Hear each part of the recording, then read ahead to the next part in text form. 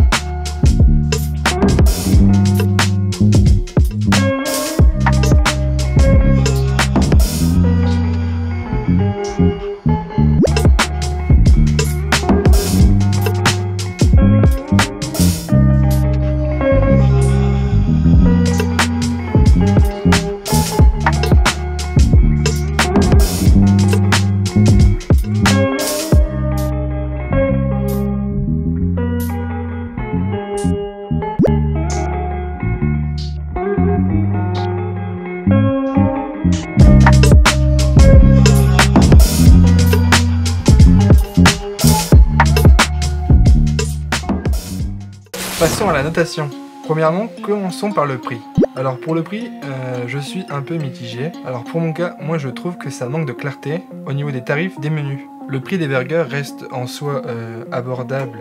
Les premiers burgers commencent à 7,90 et terminent à 11,90 pour le plus cher. On n'a que la frite et le burger. Pour avoir une boisson en plus, il faut prendre un menu XL où on a juste une boisson en plus, la taille de frites ne change pas, ni le burger. Il y a possibilité de prendre des frites de patates douces, mais il y a un supplément. Mon menu est revenu à 7,90 plus 3 € la boisson, ce qui fait 10,90 et en soi, c'est pas quelque chose d'excessif. Quand la personne prend avec frites de patates douces, on arrive aux alentours de 13 € avec un burger à 7,90. C'est pour ça que j'attribue la note de 6. Et on va tout de suite passer à la qualité du produit. Alors concernant les frites, la personne avec moi avait des frites de patates douces qui étaient vraiment excellentes et moi des frites marinées qui étaient aussi très bonnes. Ça change vraiment du goût des frites basiques qu'on peut trouver chez McDo, Quick ou encore Burger King. Concernant les patates douces, c'est vrai qu'on en retrouve quasiment pas dans les fast-food actuels.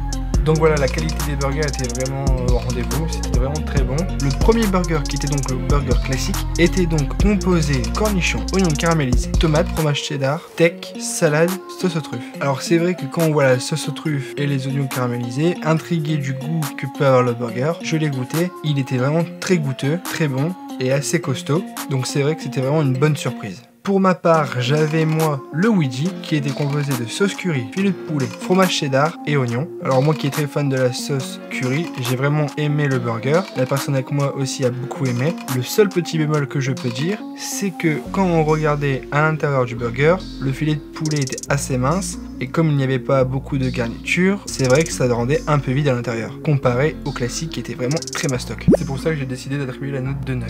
On passe tout de suite au service. Alors, pour le service, c'est vrai que moi j'ai été déçu, car en arrivant, c'est vrai que l'accueil était vraiment très froid. Il me semble qu'on n'a même pas eu de bonjour. La personne était vraiment très froide, elle n'a même pas essayé d'expliquer le concept du restaurant, lire sur les lèvres pour comprendre ce qu'elle disait. Donc c'est vrai que j'ai vraiment été déçu par l'accueil du restaurant et donc j'attribue la note de 4. Passons maintenant à la décoration.